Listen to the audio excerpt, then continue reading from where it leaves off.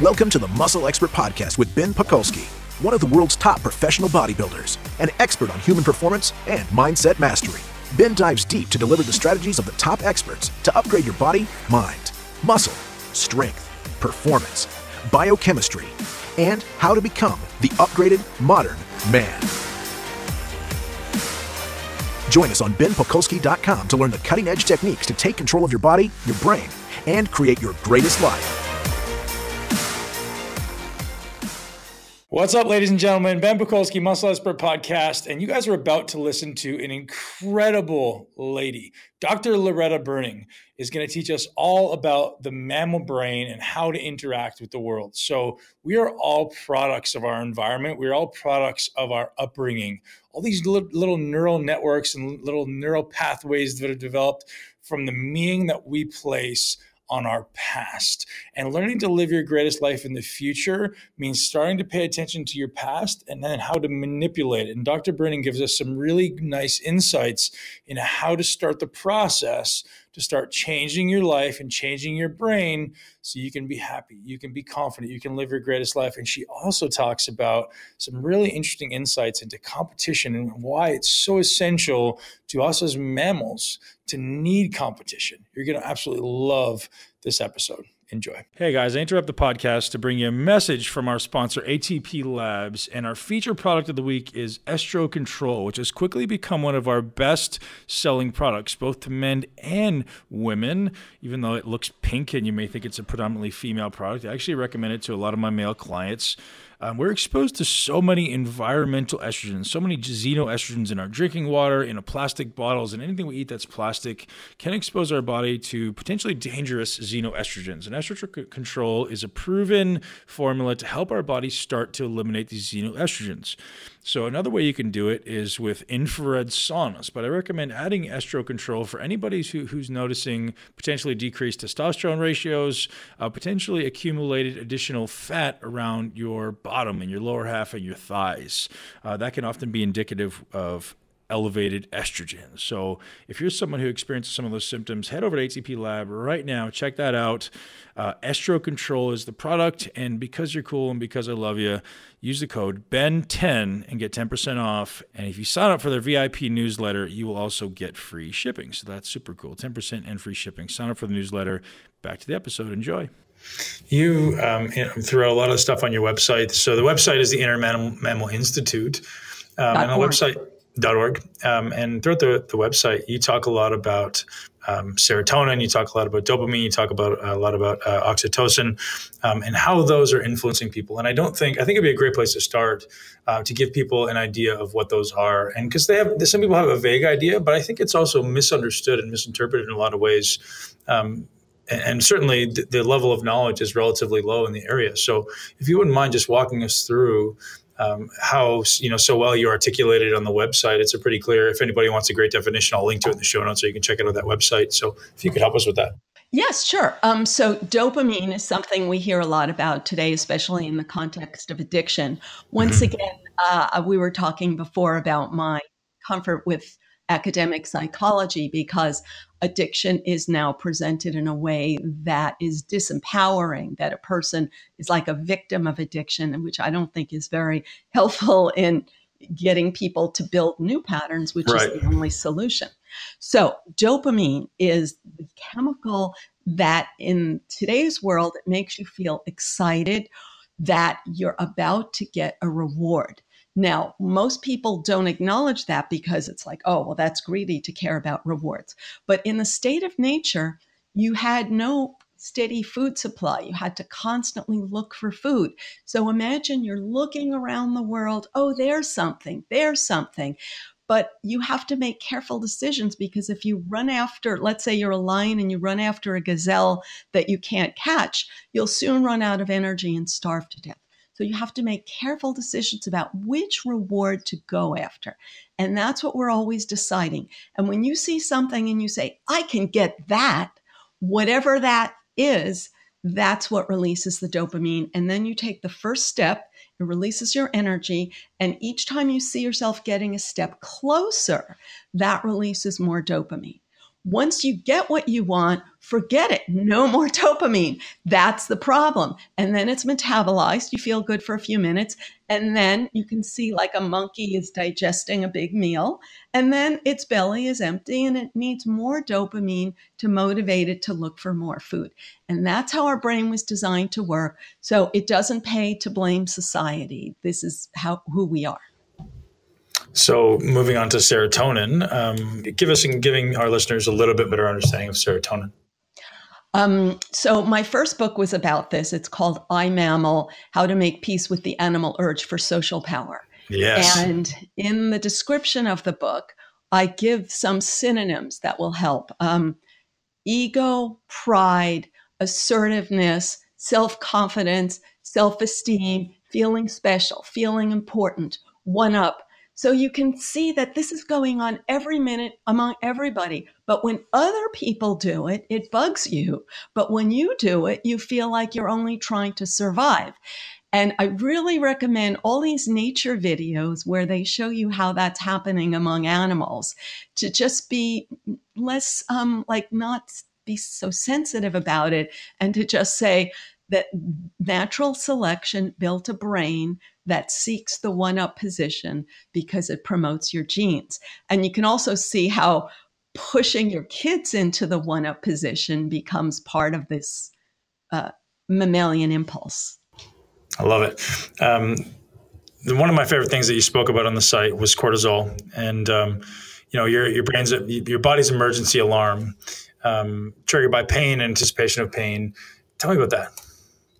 Okay, so your brain is designed to protect you from having to touch a hot stove twice. So imagine, you were a kid and you grew up around fire.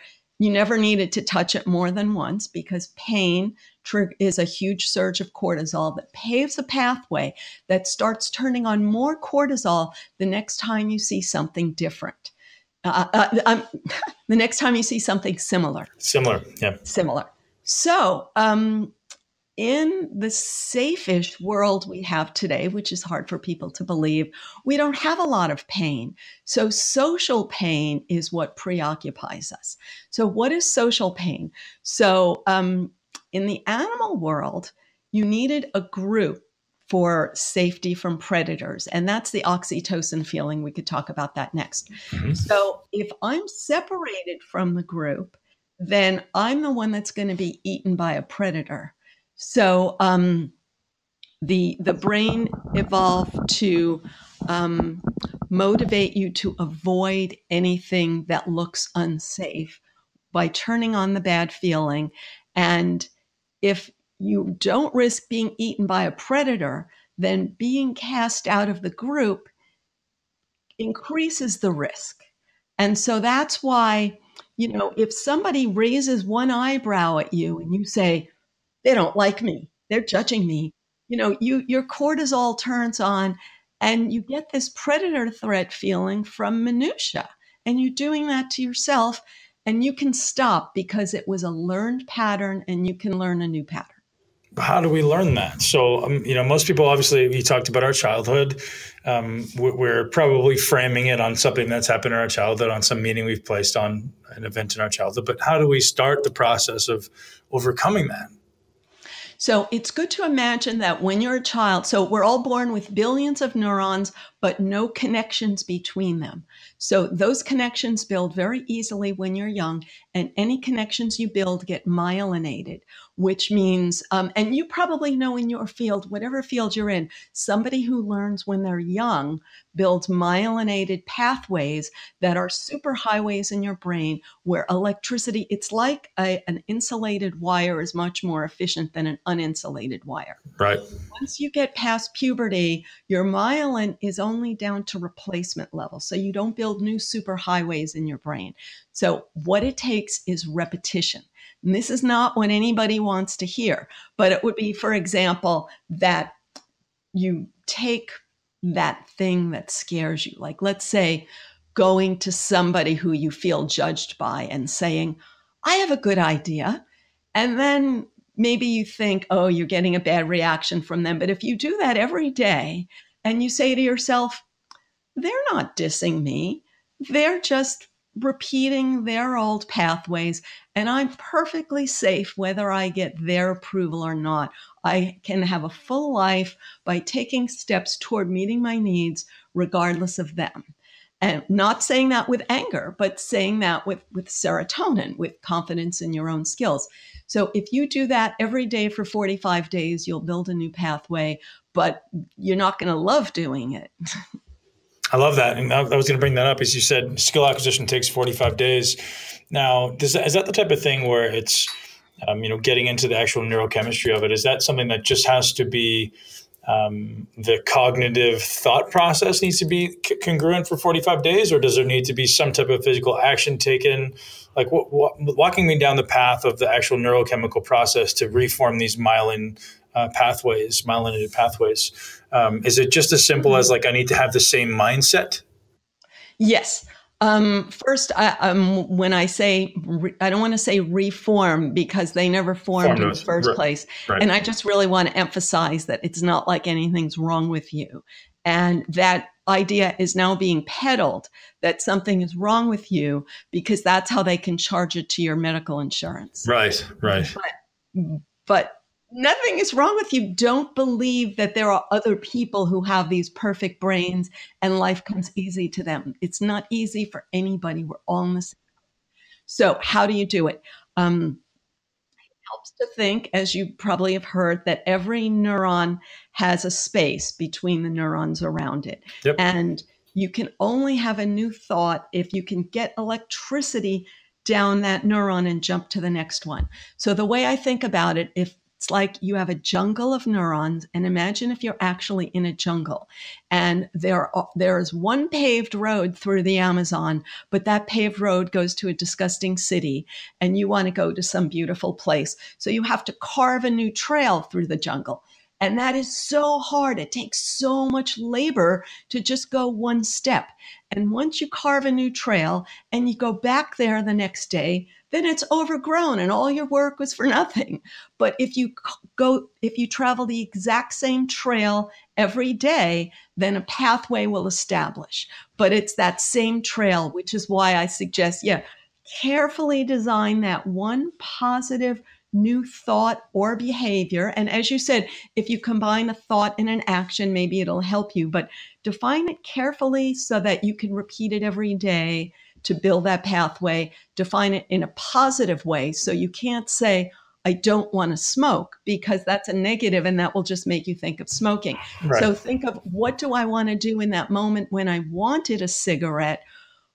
Is I want to think something positive about myself. Now, it's hard. It's not just gratitude. It's thinking something positive about yourself. Now, you may have a bad feeling when you think of something positive about yourself because that's the old child circuit. So that you have to go deeper and deeper to try to find, what is, how did that start? What was I told? And what would be the alternative? So a common example would be, who do you think you are? What do you think, you're so special?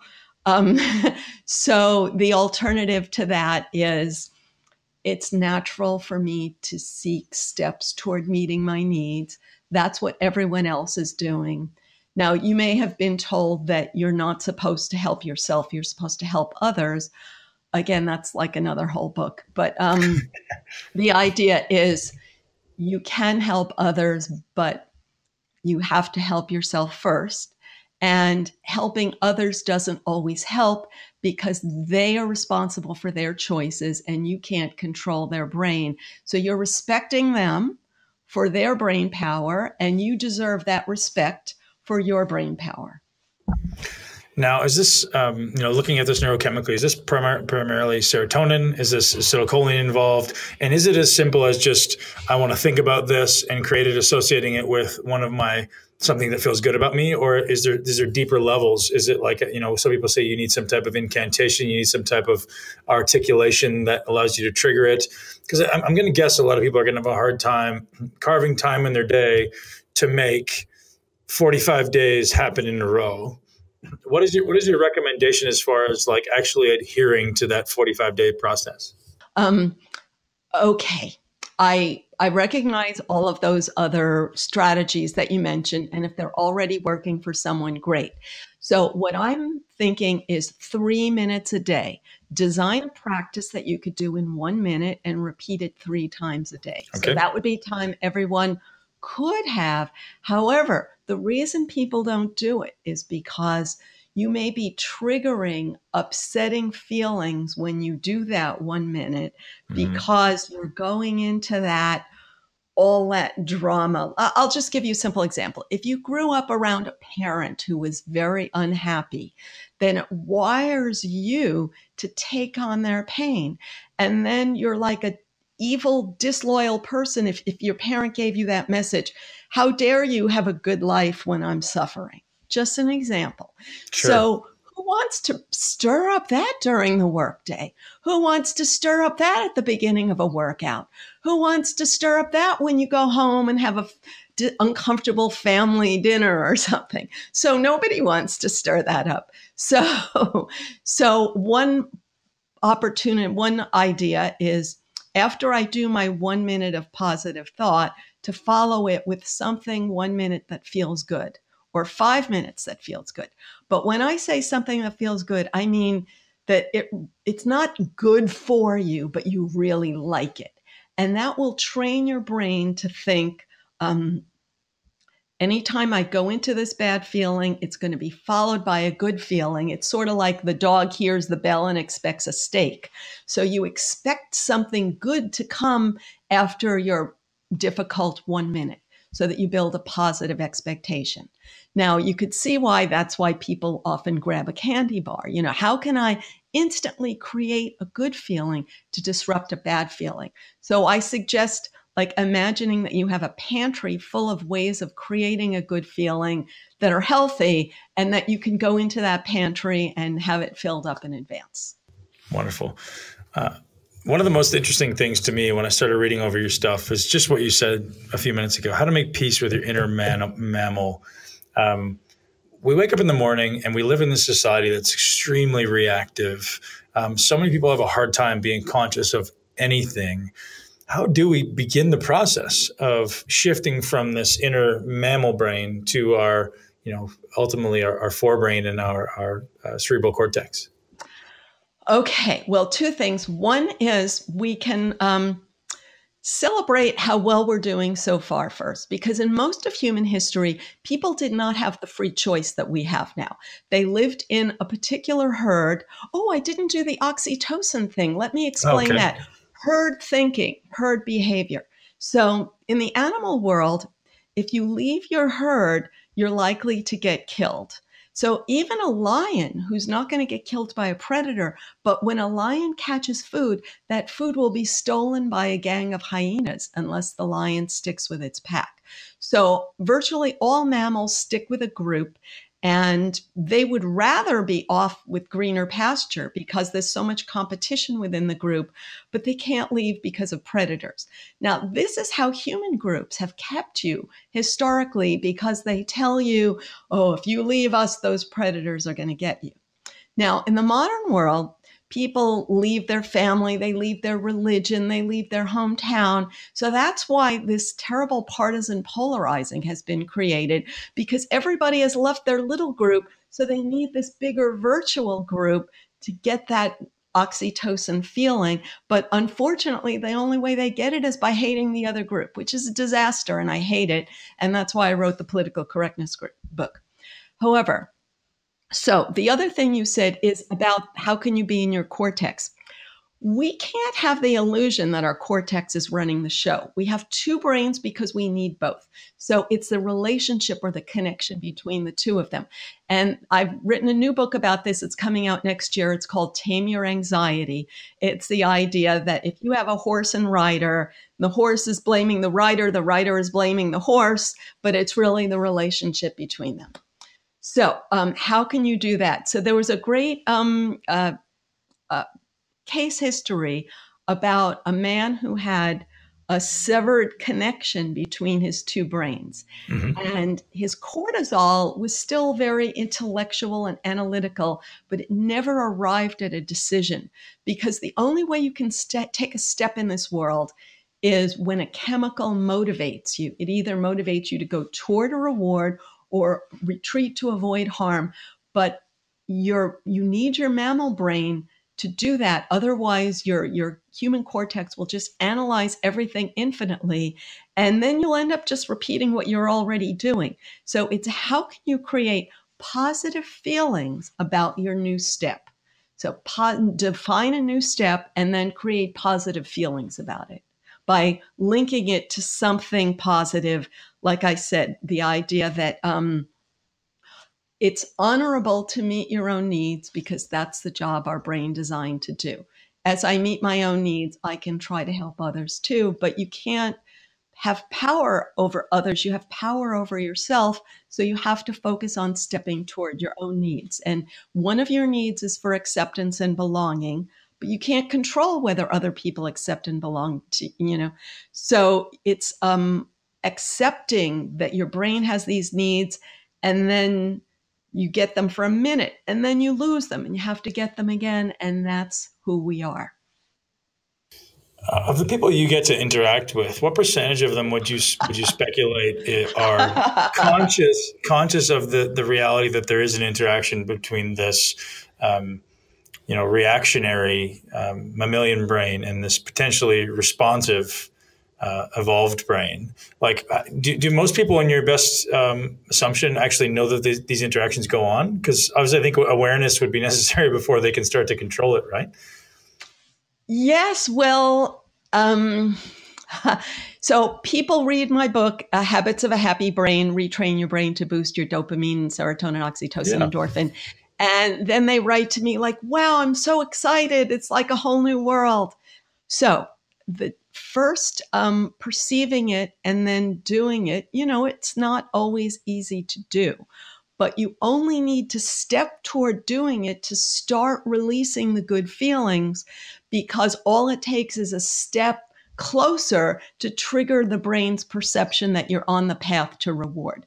So a simple example would be the common feeling people have is like, everybody ignores me. I raise my hand and nobody listens. And then you just feel like a victim. And then everything you do in life, you see more evidence that you're a victim. So if you have another way, oh, I see what I could do different, and you start stepping toward that, then just the belief that you are creating something new, you start feeling good right away. Okay? Yeah, I completely understand. I think the disconnect is most people, like you mentioned, just live in that victim mentality. And it's so hard for people to break that vicious cycle of actually just stepping out of it and becoming aware that, hey, you can actually take control of this and you can take responsibility for your actions. I think that may just be the hardest thing for everyone to do. Yeah, I know what you mean now, because I'm thinking of the people who write to me about my book that liked it. They're totally unrepresentative sample of the world. So the rest of the world will just look at the cover and say, oh, that's ridiculous. That's BS. and that's offensive. How dare you suggest blah, blah, blah. And so I have chosen not to focus my attention on those people, because when I do that, it just upsets me. So that's why I can't answer your question. That may be the topic of another book, is like you have this... What I would say is probably 90% of the population of the world that when they look at a book that says Habits of a Happy Brain, retrain your brain to boost serotonin, dopamine, oxytocin, they won't even stop because they don't think they have the ability to, retrain your brain. And that's step one, right? Yes. And it's understandable that someone doesn't think they have the ability, because that's not the medical model that is inculcated in our society. So the example I use is, you expect an expert to fix your brain the way they fix your car. So you wouldn't think of fixing your car yourself. You just expect to bring it to the shop. So it's like, oh, I'm unhappy. I'll bring my brain to the shop and I'll have someone fix it. And the idea of that a pill will fix it has been widely accepted. In your experience, does everyone have the same propensity to levels of these neurotransmitters, or is there different genetic phenotypic expressions, meaning someone may have more dopamine naturally, someone may have more serotonin or receptors or whatever.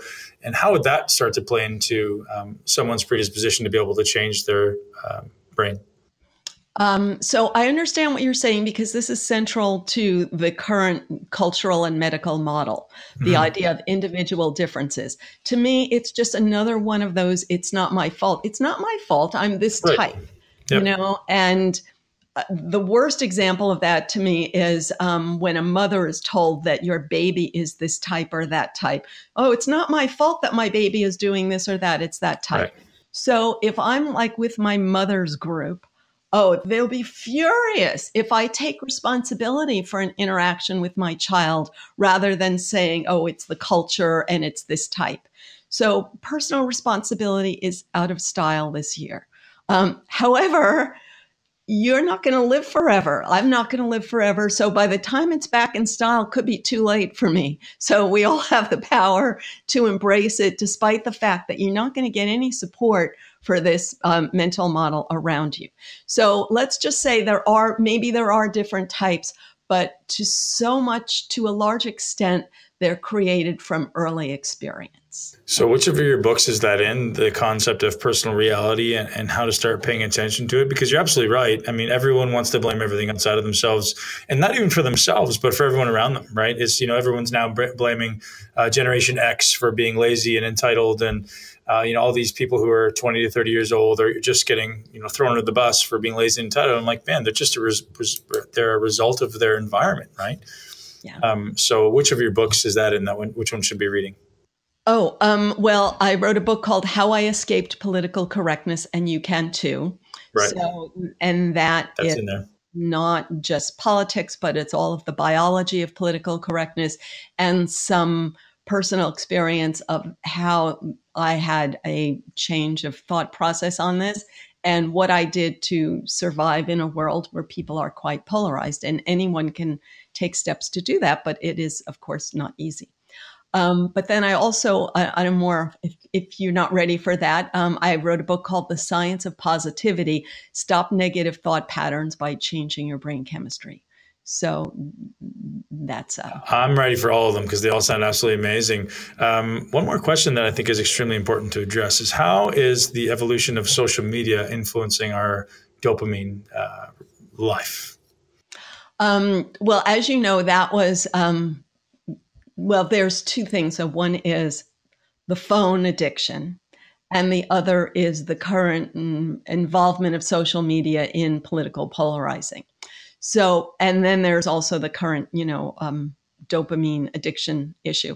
So all of these issues together, to me, they're all part of this pattern of blaming what's happening in your mind on what's happening in the world. And you have the power of choice. And to say that you don't have the power to restrict your media consumption, it's crazy.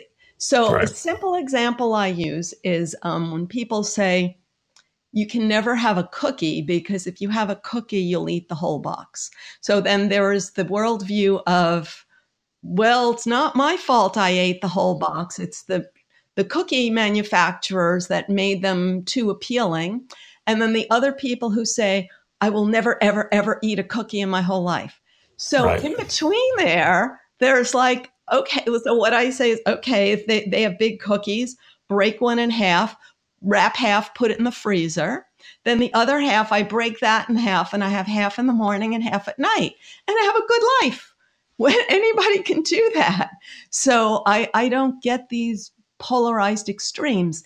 And then when I try to talk about the way I do it, I might get a lot of disapproval. So then I have to say, okay, you know what? I'm just going to do it and not talk about it. So that's really what a lot of people might need to do. Well, self-control, right? Like how do we, how do we start to exude self-control? Because you talked about how people are, I believe on your, now I may be misquoting on this, but on your website, there's a lot to do with, people effectively trying to do things to influence oxytocin, I guess, to make themselves feel good, right? So if we're, an example being, if I'm working out, maybe I'm trying to do something to bring that cortisol level down, and people are just eating to, eliminate these feelings that they have. They're trying to compensate for elevated cortisol. So what's another way to relieve these feelings?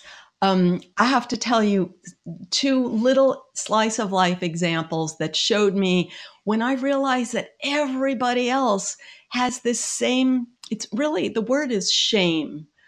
It's this feeling of like, I'm not good enough. I'm at risk of being rejected. And that's because we're born, our brain, we're absolutely powerless and vulnerable. We need social support to survive. So we see social support as a matter of life and death. And that's what wires us to see social support as a matter of life and death. Now, I read this book called Playground Politics that I read that you have like the popular kids and the unpopular kids. And this is the worldview that gets wired in because our brains are built at the time that all this is going on. The popular kids, I learned, when they go to a group of people and say, can I play? So even the popular kid has to say, can I play?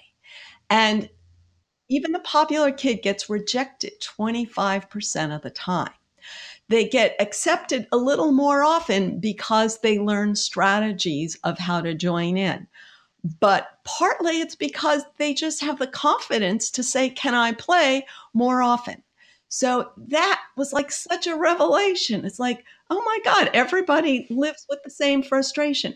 So maybe I want to say, can I play, and tolerate rejection? Or maybe I don't even want to play because I don't want to conform to that game. But either way, I'm making the decisions. I don't have to feel like a victim. So that's one whole like amazing thing that helped me feel better. Another one is the same story, but based on monkeys. So there was a story where monkeys are very rough with each other. And when we see this on like the nature videos that are not the good ones, they say, oh, they're just playing. But they're not playing. They're building skills for conflict in later life. And they're building an awareness of their strength. So what happened is this one monkey, they had to take it out to do a medical procedure. When they put it back in, it was awake, but it wasn't 100%. So it was weak. And what the author said in this book was the other guys would have killed it. They started beating it up because it was weak. And it said this was its group, its troop that it had spent its whole life with. And if those researchers didn't pull it out, it would have gotten killed by them just for momentary weakness. It's like, oh my God, it said, this is the brain we've inherited, which is why we're so armored and defensive, because other people really, when they see weakness, they really do exploit it. And it's not our society's fault. It's been this way forever. I absolutely love that. So one final thing, you sound like you're probably the most amazing parent, and a lot of our listeners are parents. So how do we start integrating this? I'm a father of 3. How do I start integrating this thought process and this personal responsibility concept with my children? So I started doing this research when my baby left for college. And a lot of it was motivated by my guilt of not having done the right thing. So I did not do this. Yes. So what was the wrong thing? I rewarded bad behavior, which is a very common impulse. And so my first solution is always to start with the self-acceptance. So the self-acceptance part is that I was beaten when I was young, and it was rather common. I mean, it certainly wasn't a crime, and more people, maybe some people had moved out of that culture, but many still did, and it was sort of accepted. And so today, I think it's rather shunned in most cultures, although there are still some cultures, and then PC people will defend them. But I think it's a disaster. It's not good to beat kids. But how do you then be an authoritative parent without violence? I never learned that because I never had a model for that. So I went to that abdication role because I was working so hard to restrain myself from exploding the way I was modeled for me. When my first child was 7, I read this book called Dare to Discipline. And you won't believe it, but it was the first time in my life that I heard the word discipline having a positive connotation, because it was like a negative. And so when my oldest was like 7 and my youngest was 2, and 7 is like in my books, you'll see 7 is like the end of your first myelin spurt. So my first child was already like basically formed then. And even then I didn't have much discipline. So what can you tell parents? So the first thing is there's something called mirror neurons. Mirror neurons is what we activate when we observe another individual getting a reward or suffering pain. So your kids are going to learn more from what you do than what you say, which is what we've always known. And now this is the science side of it. So when your kids see that you are rewarded by a job well done, that's good. And that's what they're going to learn from. But if your kid does a bad job and is nasty, and then you reward them anyway because you can't say no to your kid, they're also going to learn from that. So those are 2 simple solutions. It's wonderful. So one more question came to my head that's very applicable to me and my demographic. How relevant is your, here, I'll give you the exact preface. When we exercise and we're taking it to the hardest depths of challenging what we've ever done, my articulation is always it's one of your greatest opportunities to find the joy and literally smile. Is there any neurochemical changes that can happen just from kind of telling your brain or telling your face that you're happy? Or is that just me? Is that just me making myself feel good? I know that there has been this research about the Duquesne smile. It's called. Right. Yes. Okay. And there's also this thing about laughter yoga. So my personal take on this is not in favor of that, but mine is in favor of laughing. I think laughing triggers endorphin because it triggers movement in deeper abdominal muscles that you don't usually get. And any way you can fit laughter into your life. And how do you do that? So one thing is giving yourself permission to focus on things that you find are funny, even if other people around you don't think they're funny. Okay. I love it. Loretta, absolutely amazing. So many books. Could you just spell out your website one more time? We're going to link to it in the show notes, but I want to make sure everyone can find you on your website and on social media. Thanks. It's innermammalinstitute.org. And we have a jillion different resources. I have video, books, lots of blogs, and if you like graphics, have lots of that too. It's truly an amazing site. You did such a great job of making it simple because there's a lot of information out there around dopamine, serotonin. There's books that I recommend to people, but I've never found a resource that was quite as simple and well articulated as yours. So I'm truly grateful to have connected with Loretta. Thank you. Thank you. Thanks so much for the good questions. All right. Have a wonderful day. You too. So I hope you enjoyed this podcast with Dr. Loretta Breuning. And you guys could tell by my enthusiasm that I absolutely love this conversation because so many of us are living this life of desperation and not taking ownership for our life. It's time to start taking complete personal responsibility for everything in our lives. And that is the only way, guys, to start living your greatest life. As Dr. Loretta so eloquently explains, it's all this eloquent dance with all of your neurotransmitters from serotonin, oxytocin, endorphins, dopamine, and learning how to manipulate these things with your environment and with your perception of your environment is going to be the key to living your greatest life. So I know a lot of you out there are either living a life of stress or living a life of reactivity, and you're looking for a greater life. And so are a lot of people around you. So please give Miss Loretta Breuning a shout out on social media. Head over to her website, pick up her book to support this cause, because she's doing an awesome job. I literally have read hundreds of books on this topic, and I've never found anybody articulating as well as her.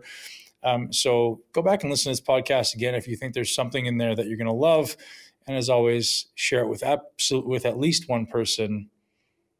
And as always, share it with at least one person that you know will love this, because we are all living a life of overstress, overreactivity, and I want everyone to live their greatest life. Have an awesome day.